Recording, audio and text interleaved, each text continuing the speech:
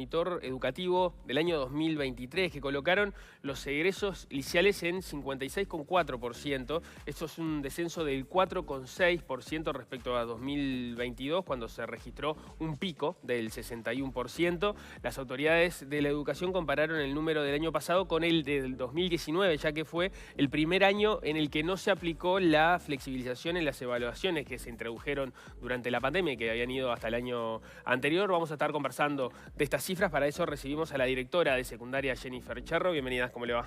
Muy buenos días, gracias por la invitación. Saludos a la audiencia. Gracias por estar aquí. Yo daba los datos más generales que se pudieron conocer ayer. ¿Qué evaluación hace usted de lo que fueron estos números? Bueno, en primer lugar destacarles que el monitor educativo de secundaria lo realizan técnicos de secundaria, que son del planeamiento educativo.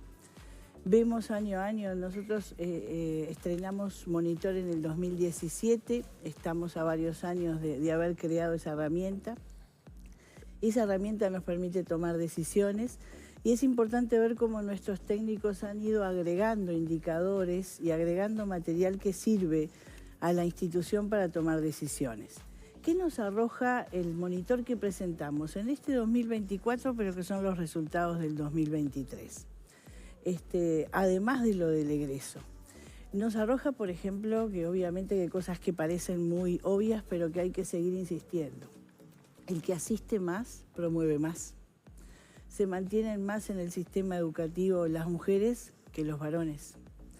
El que tiene obviamente menos cantidad de faltas, tiene mejores aprendizajes. Y en eso tenemos que insistir en las familias de que es importante mandar a los hijos a estudiar en la escuela, en el liceo, en la escuela técnica. Hay que asistir, no podemos seguir aumentando la brecha de inasistencias. Se vio, por ejemplo, en el monitor que tenemos menos alumnos que el año pasado. Tenemos unos 2.938 alumnos menos. Y eso se registra tanto en primaria como en secundaria. ¿De un total, perdón, de cuántos alumnos? Un total de 259.785 tenemos este año. Tenemos 2.938 menos. Eso también se ve en primaria, el descenso, debido a la baja de la natalidad. Y lo que hemos notado, creo que son tres cosas que tenemos que hacer énfasis, o más quizás.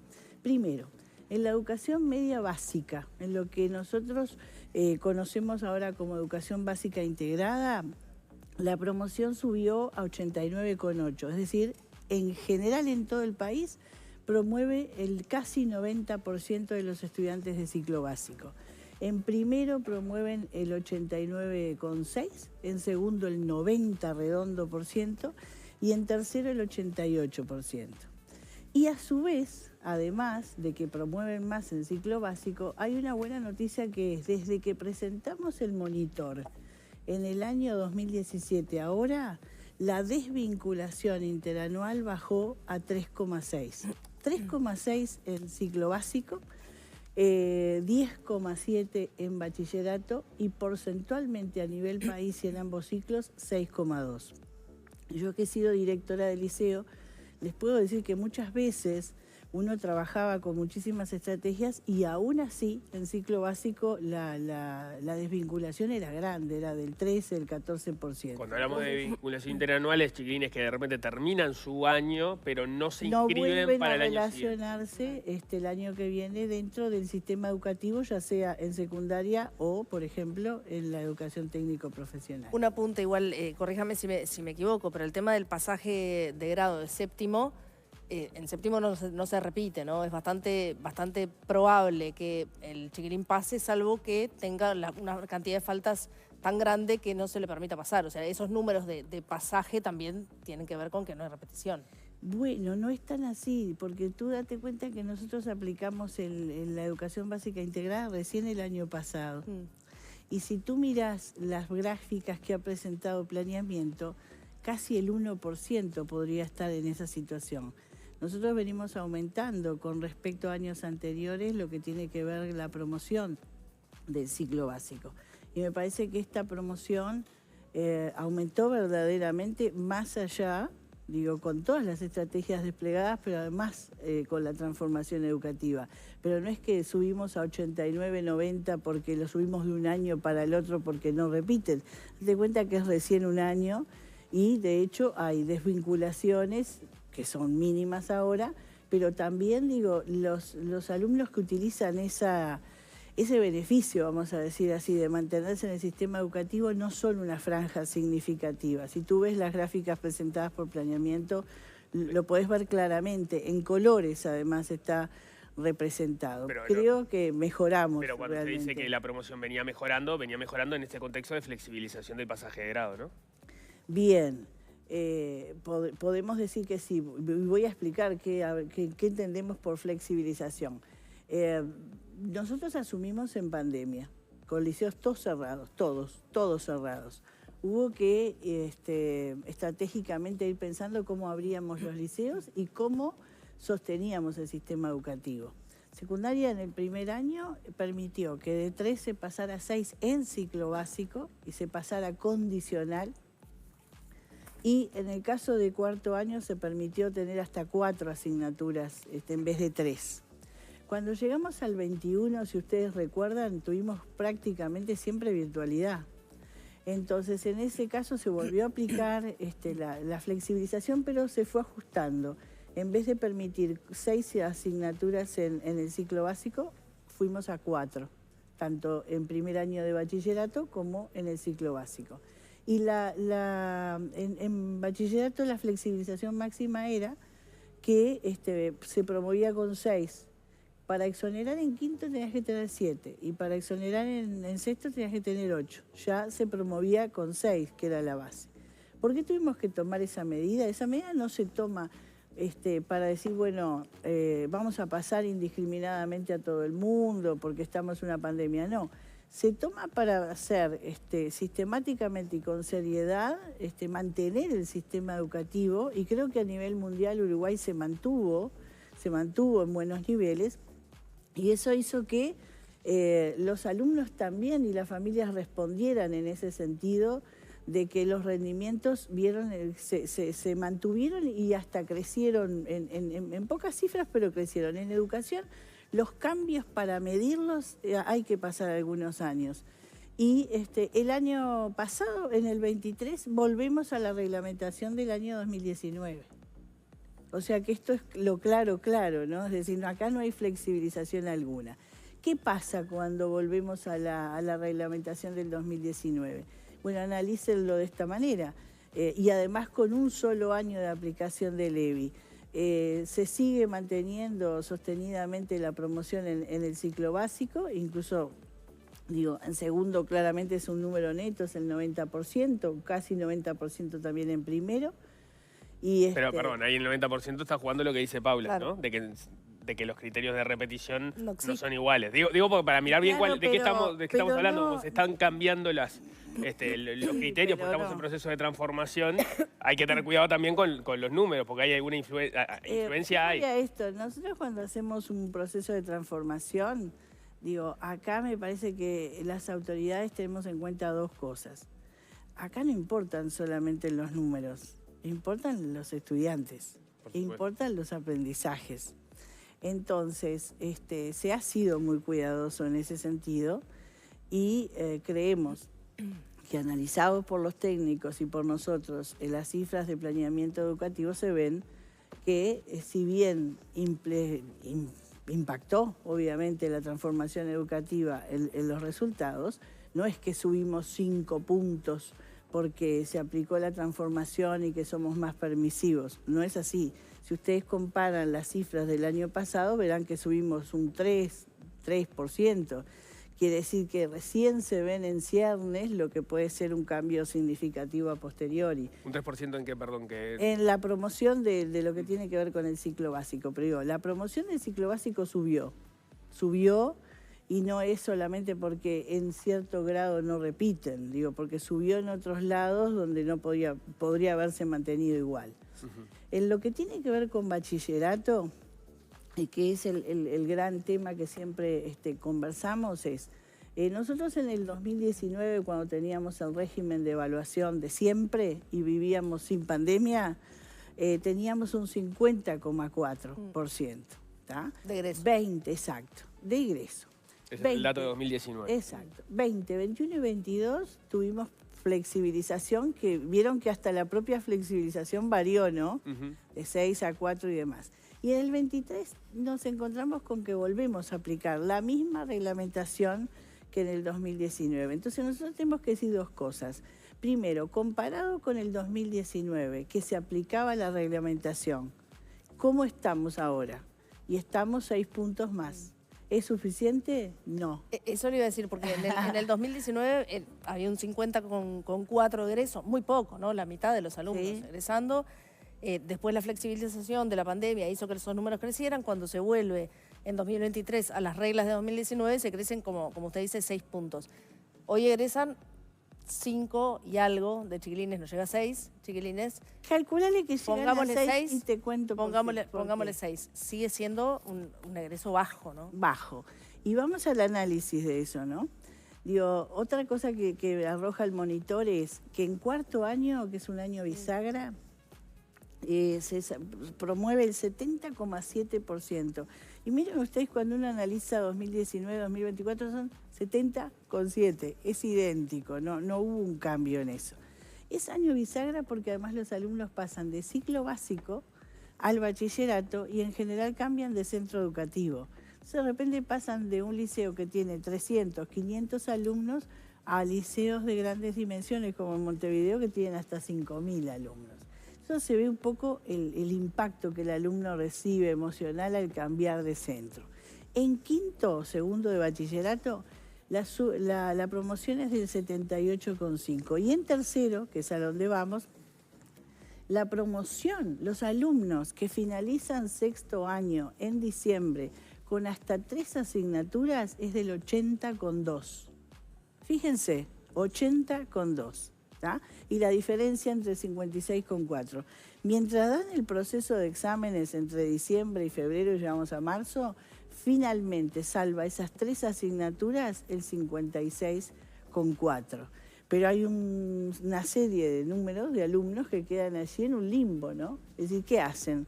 ¿Recursan o dan exámenes? La conducta que revela el monitor que los alumnos hacen es que tienden a recursar. Me quedé con 3 y las recurso. Entonces, otra de los indicadores que revela el monitor es que los alumnos se presentan menos a los exámenes. Y yo voy al caso de lo que pasó este año, por ejemplo. Pasaron el 82,2% en diciembre, dan sus exámenes. Al llegar, hay unos cuantos alumnos que quedan en ese limbo de que deben una materia, 2 y demás. Nosotros tenemos un curso de acreditación bimodal que le llamamos egresados, y tuvimos 409 inscriptos. De los 409 inscriptos, el 80% salvó. Entonces hay una cuestión que nosotros vamos a tener que conversarla y también medirla, y es que no estamos midiendo los que egresan entre el mes de marzo y el mes de septiembre, que también pertenecen al año lectivo anterior. ¿Por qué? Porque en julio hay periodo de examen y porque en septiembre hay periodo de exámenes. Entonces hay 2 ediciones del curso bimodal para esos chicos y en general los que asisten al curso el 80% salen. Pero esos niños, esos estudiantes no están siendo contemplados en los cálculos, ¿no entiendo? Y no, porque nosotros tenemos que medir al finalizar el año hasta marzo o abril del año que viene. Todo lo que es, por ejemplo, las 2 ediciones de egresados que a veces hacemos, julio y septiembre no está contemplado. Y no entran en los números de ese no año entran dentro tampoco. del 56,4. O sea, no, quedan en un limbo. Porque después, claro. No entran ni en el año que les corresponde ni en el año siguiente, quedan como perdidos. ¿Qué porcentaje más o menos representa importante, esos estudiantes? Es importante. Fíjense que nosotros del 80,2 hay 19,8 que son esos alumnos que de repente se fueron quedando con alguna asignatura más. Pero lo que nosotros tenemos que tratar es de ir acercando el 80,2 que tenemos a fin de año a ese, digamos, al revés, el 56,4 tiene que ir subiendo para que realmente impacte lo que tiene que ser, que egrese el 80% o más de los ¿Y estudiantes. usted a qué le ¿no? atribuye esta mejora tanto a nivel de permanencia de los estudiantes como de promoción, de grado? Bueno, nosotros hay cosas que hicimos en esta administración que me parece que son sustanciales. Una de las cosas es la universalización de las tutorías. Cuando asumimos en secundaria solamente tenían tutorías algunos liceos de ciclo básico. ¿Ah? Nosotros universalizamos hace 2 años las tutorías y entonces tenemos un módulo introductorio en marzo. Se hace un diagnóstico por parte de cada comunidad educativa, se presenta un proyecto y se le da un paquete de horas de tutorías a los 309 liceos del país, tanto en ciclo básico como en bachillerato. Entonces, en diciembre, cuando se entregan las horas, hay un paquete grande de horas que se da, que son tutorías por asignaturas. Pero con las que se dan en abril, a partir de marzo-abril, son las que el propio centro educativo detecta que necesita. Y eso se está dando.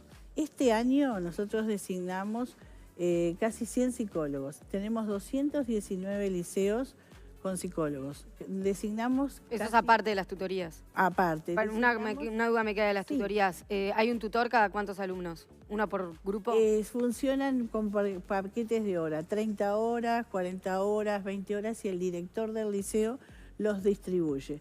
¿Saben por qué? Digo, se hace de acuerdo al escalafón docente, se da por grado y demás. Y noten ustedes además que hay que considerar que todos los docentes tenemos habilidades, pero a veces hay algunos que tienen más habilidades para ser profesor tutor directamente, ¿no? Entonces, pueden tener tutorías de varias asignaturas, e importa que están universalizadas. O sea, todos los liceos tienen tutorías. A eso, que hay algo de lo que no hablamos, es... secundaria tiene 26 liceos ahora, además de los que tenía 31 de tiempo completo, 31 de tiempo extendido, 4 de tiempo completo. Tiene 26 que están dentro de la experiencia María Spínola. Ustedes saben que la experiencia María Spínola implica más tiempo de permanencia en el centro educativo, se les brinda la alimentación, pero además tienen nuevas figuras como coordinador de talleres o coordinador de informática, y tienen además actividades que para ellos son optativas y se quedan, digamos, después de lo que es el horario, además de tutorías específicas.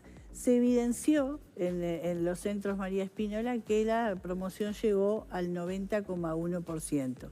Y yo quiero dar un ejemplo, sin identificar, por supuesto, ni departamento ni centro educativo, un liceo que en el 2019 tenía el 61% de la promoción a nivel de ciclo básico y era uno de los liceos que tenía, digamos, la promoción más baja.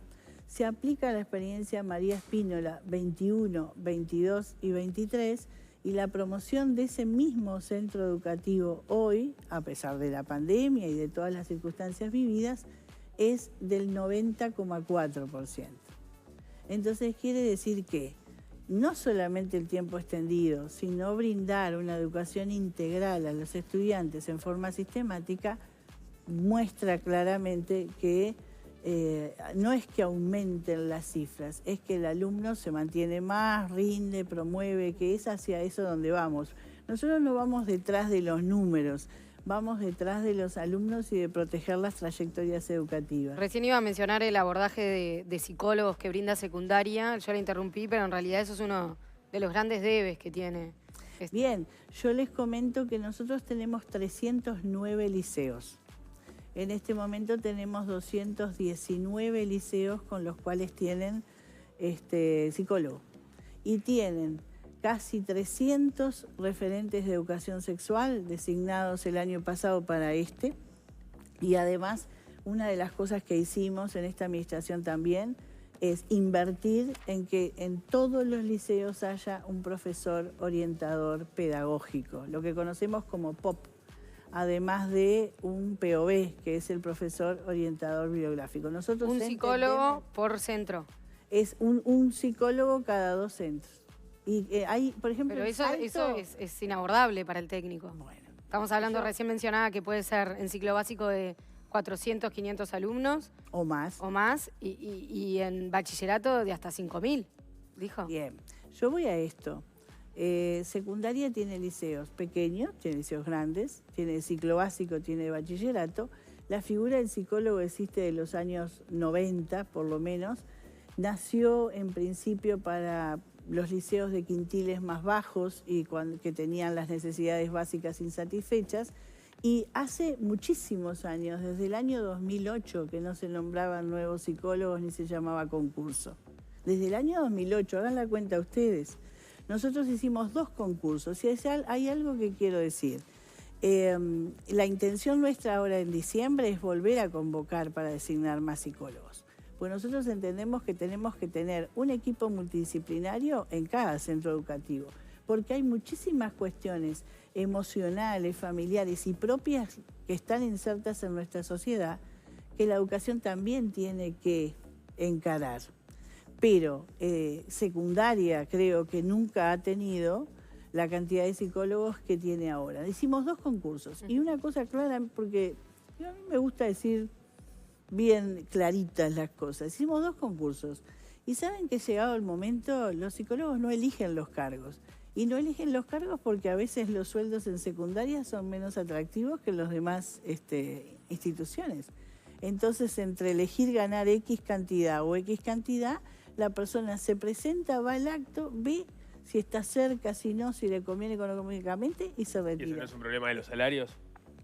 Bueno, yo creo que los psicólogos deberían tener mejor remuneración en secundaria y sobre eso he trabajado y he planteado propuestas en el CODICEN, porque nosotros tenemos que, si son profesionales ¿Cuánto gana un psicólogo y cuánto debería ganar para Bueno, usted? no quiero exponerlos, digamos, públicamente, ¿no? Pero yo entiendo que los psicólogos en secundaria deberían ganar más de lo que ganan porque son profesionales universitarios.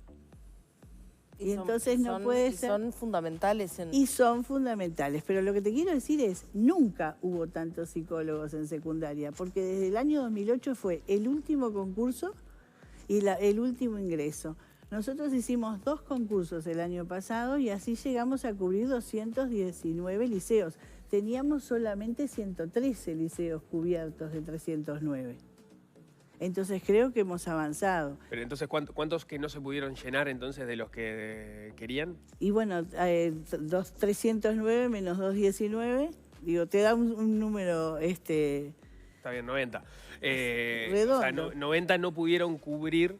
Exacto, pero no porque no lo ofreciéramos, sino porque no los eligieron. Ahora en diciembre, que se termina ese periodo de veda, digamos, por la cuestión de estar en un año electoral, vamos a volver a ofrecer los cargos porque nuestra intención es esa.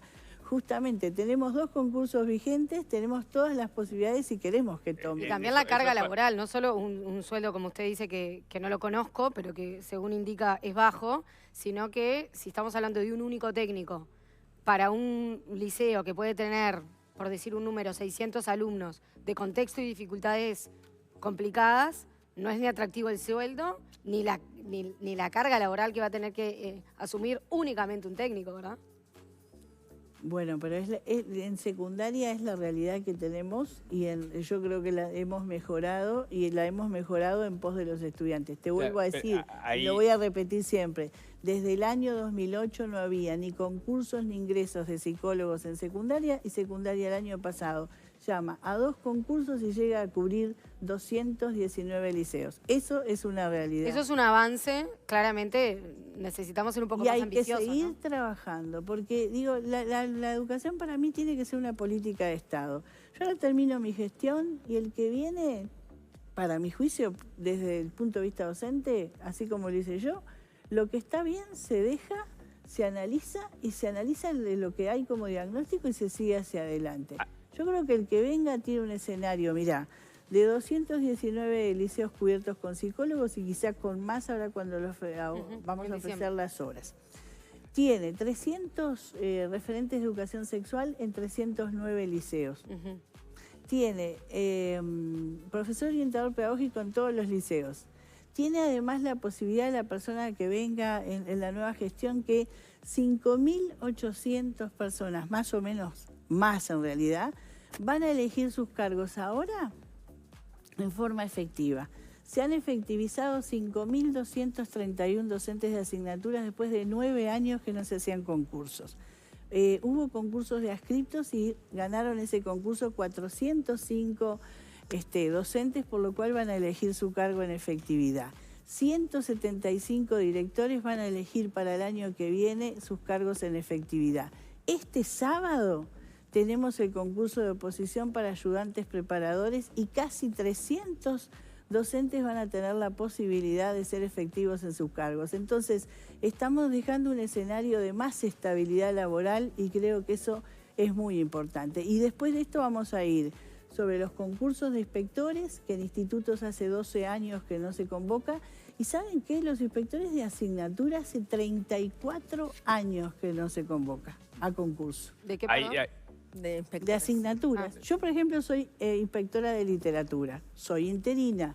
Llegué por mis méritos, pero soy interina, porque nunca hubo un concurso en todo este tiempo. Entonces vamos a tratar de encarar todo eso y me parece que el escenario que vamos a dejar es de estabilidad para que la próxima administración pueda, sobre esa base, mejorar y aplicar estrategias que puedan ayudar a nuestros alumnos. Me quedé pensando en estos 90 psicólogos que no terminaron tomando los cargos, más allá de que se estaban ofreciendo por un tema de recursos. ¿Eso es un tema de falta presupuestal o es un tema de conformación de cómo se paga la carrera docente? Miren, es una cuestión de esta naturaleza. Secundaria, por ejemplo, 2021, 22, 23 cerró con déficit cero. Y seguramente vamos a cerrar este 2024 con déficit cero. Nosotros incluso con el sindicato de ATES, que es de la Asociación de Trabajadores de Educación Secundaria, se hizo una propuesta al CODICEN y se trató de que hubiera una mejora además a nivel de los funcionarios no docentes porque se veía que la mejora impactaba más en el sueldo docente y no en el de los no docentes. Y sobre todo lo analizamos desde el punto también de los psicólogos, que son funcionarios no docentes, pero que son técnicos y que ganan a un grado 10. Pero cambiar el sueldo para los sueldos de secundaria significaba, en psicólogos, significaba también cambiar el sueldo para primaria, para UTU, para todo donde hay un psicólogo tiene que ganar en las mismas condiciones. Entonces eso no es que secundaria con su presupuesto no lo pudo pero no primaria lo pagar. y UTU no tiene el mismo El problema. tema es que generamos un gasto incremental permanente que tenemos que tener que sostener. Claro, bueno, no, a eso iba. Ahí es parte de las críticas que se han escuchado a propósito de que se está encaminando una transformación, pero sin los recursos suficientes para dotarla de todas las variantes que se pueden necesitar, como en este caso parece ser... Respeto la opinión, como todas las opiniones, pero no comparto, porque secundaria, ha encarado la transformación educativa. Yo hablo por secundaria. Claro, no, está bien, pero en este caso concreto parecería que hay un problema de recursos. Yo hablo por secundaria. No, los recursos están, incluso te digo más, nosotros ahora, como les decía, en diciembre tengo 2 listados vigentes de concurso y los voy a ofrecer hasta que se puedan ofrecer todos los cargos que se puedan. Pero si no los están agarrando pero porque la paga no es vamos buena. a ver, la vida es cambio y no sabemos, el que se presentó en febrero a elegir de repente tiene una realidad distinta en diciembre y elige. Hay 2 listados vigentes, vamos a ver qué se puede hacer incluso al respecto antes de terminar la administración, pero me parece que hemos dejado una educación secundaria más estable, más robustecida. Yo cuando tomé la posesión del cargo tenía 301 millones de pesos de déficit.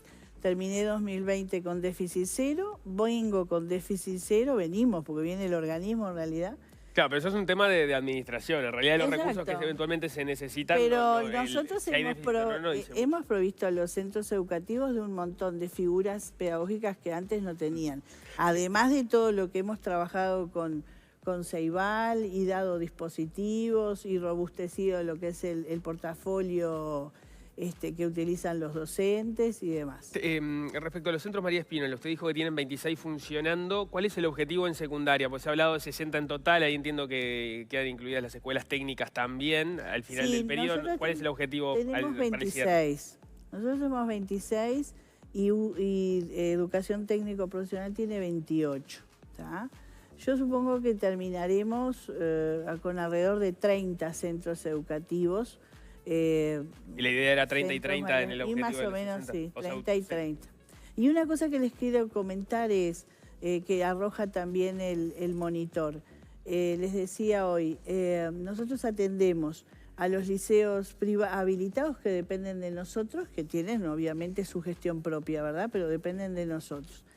El alumnado propio, y a esos alumnos, a los 259.785 que te decía hoy, hay que agregarle 10.306 alumnos más, que son los de programas de culminación. Nosotros allí atendemos, por ejemplo, los alumnos de INISA, jóvenes privados de libertad, contextos de encierro y demás. Entonces, en esos análisis que hacemos, digo, tenemos 46.000 alumnos de ese total que tenemos de alumnos, participan de lo que son extraedad, o que están revinculándose al sistema educativo. Y unos 172.000 son los que están en la edad etaria correspondiente. Hoy les decía, los que asisten a la edad que les corresponde, esos promueven más. Y los que vemos que también se ve en el estudio del monitor, que achicamos el margen de extraedad, porque estamos entre 13 y 16 años en lo que tiene que ver con los planes correspondientes a jóvenes y adolescentes. Y en el caso de los adultos, la edad es entre 23 y 28 años. 23 para esta edad que están en programas especiales de adultos y 28 para los que cursan jóvenes especiales planes especiales de adultos, pero en la educación media superior. Me quedaba una duda sobre el tema de las asistencias y del ausentismo, algo que ha planteado en estos días el maestro Héctor Florit, y es que el ausentismo o las inasistencias han crecido en el periodo, que por ejemplo los alumnos de primero a tercer año de educación media básica tenían en el 2009 con menos de 50 faltas, eran el 85%, y ese número cae al 82%. ¿Qué pasó ahí? Bueno, otro de los indicadores que puso el monitor es decir, nosotros vamos estudiando además dos cosas más, además de las que tiene habitualmente el monitor. Uno de los indicadores son las inasistencias, ¿no? Y hemos visto que estábamos en unas 30 inasistencias y ahora estamos en ciclo básico 32 y en lo que es bachillerato cerca de 36, 35,9 específicamente. Y sobre eso vamos a tener que trabajar, específicamente ya estamos en reuniones de trabajo con las inspecciones generales, las inspecciones de institutos y demás, porque me parece que las familias tienen que entender, vuelvo a decirlo, deben mandar a sus alumnos ¿Cuál es el diagnóstico? Porque ahí los datos son fuertes en cuanto a que, por ejemplo, si comparamos con 2019, que era donde se estaba comparando el egreso, en ciclo básico superior son casi 10 días más, ¿no? De faltas por año. Bueno. Suben de 26,2 a 35,9. Te lo voy a explicar claro. Y de 27 a 32 en ciclo básico. ¿En qué se ve? 20, pandemia. 21, pandemia. Marzo, abril, casi mayo 22, pandemia. Digamos que después de la pandemia, una de las consecuencias que ocasiona es esa tendencia a faltar más que tiene el alumno. Y fíjense lo curioso, ustedes podrían decir, bueno, eso sucede en secundaria.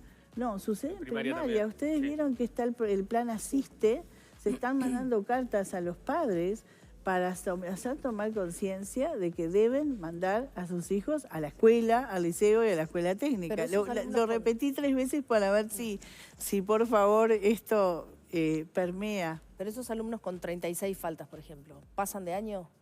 Bueno, habrá alumnos que con 36 faltas pasen y otros que no.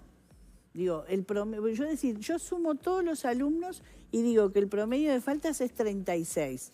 Ahora, si yo tengo 36 faltas, pero las justifiqué, son fictas, ¿no? Es decir, la mitad, las faltas fictas son las que falté realmente y no justifiqué, más las que justifiqué y se cuentan como la mitad.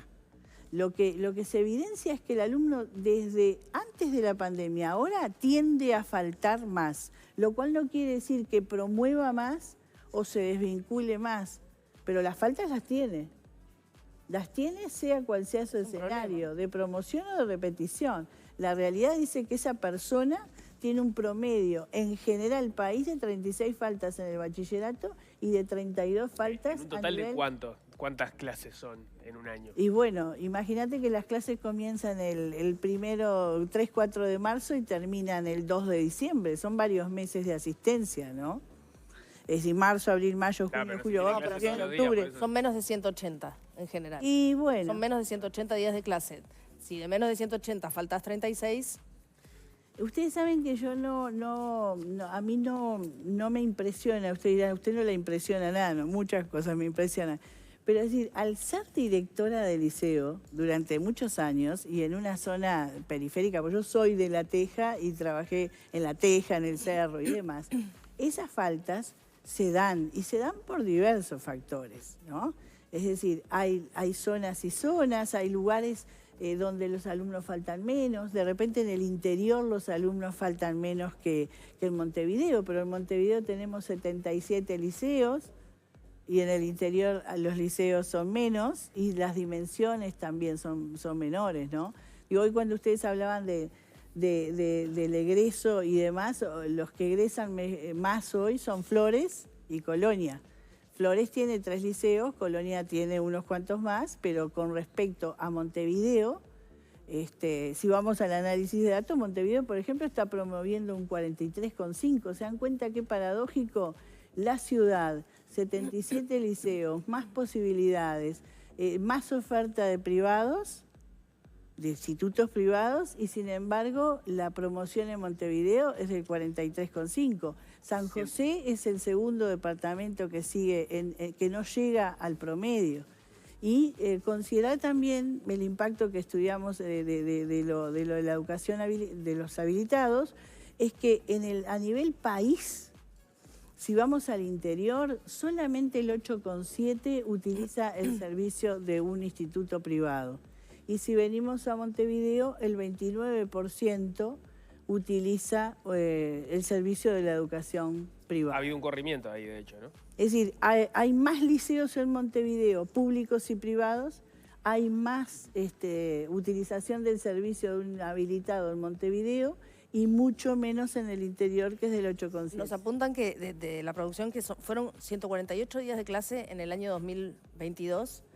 Si el promedio de faltas es 36, es un cuarto de las clases. Pero sin nosotros asistir. estamos evaluando 2023, no 2022. Bueno, pero la cantidad de días de clase... Y hemos suele ser la extendido, menos ustedes igual. miren, otra de las cosas que hizo esta administración, las clases empezaban en marzo y finalizaban en octubre.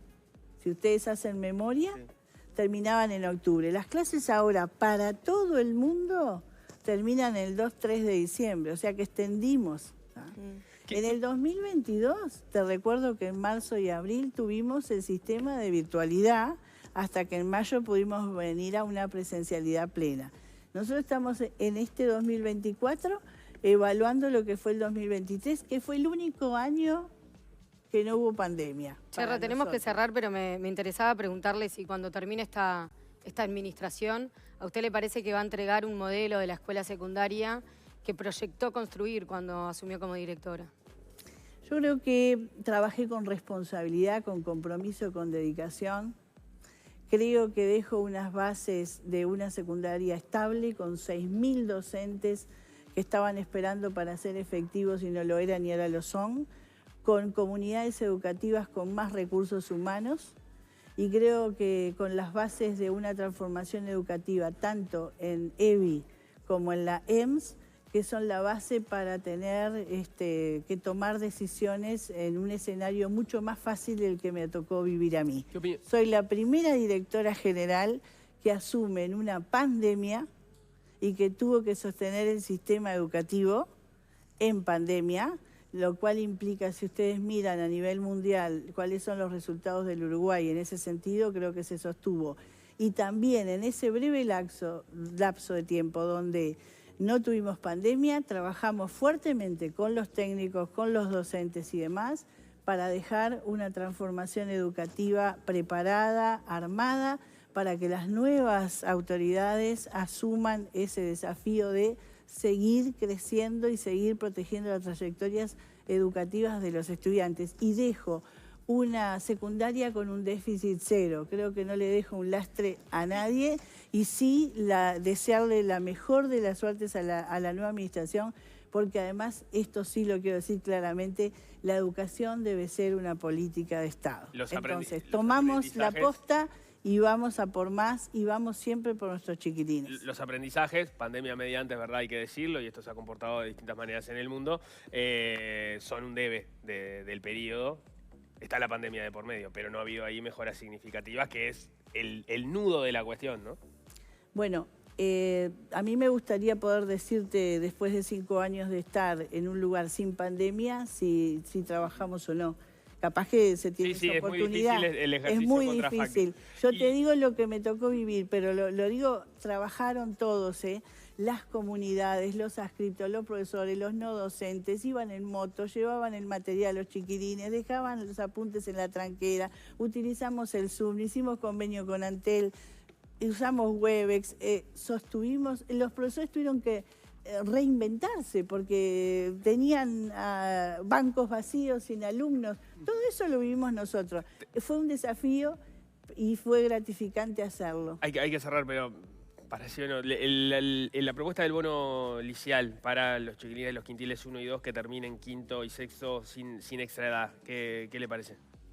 Bueno, me parece que es una propuesta viable, siempre acompañada de un proyecto pedagógico detrás, con orientación vocacional, con tutorías, con formación, y yo entiendo que debemos trabajar fuertemente para lograr no solamente una motivación extrínseca en el alumno, sino una motivación intrínseca. La verdadera transformación educativa consiste en lograr que el alumno tome conciencia de la importancia de la educación, que entienda que la educación es la llave y que quiera rescatarse a sí mismo y que sea lo que está destinado a ser. Trabajé con gusto en secundaria, mucho trabajo, pero realmente es el cierre de una carrera que di todo en la cancha. Jennifer Cherro, muchísimas gracias por esto. Muy amable. Muchas gracias, muy amable. A ustedes. Hacemos...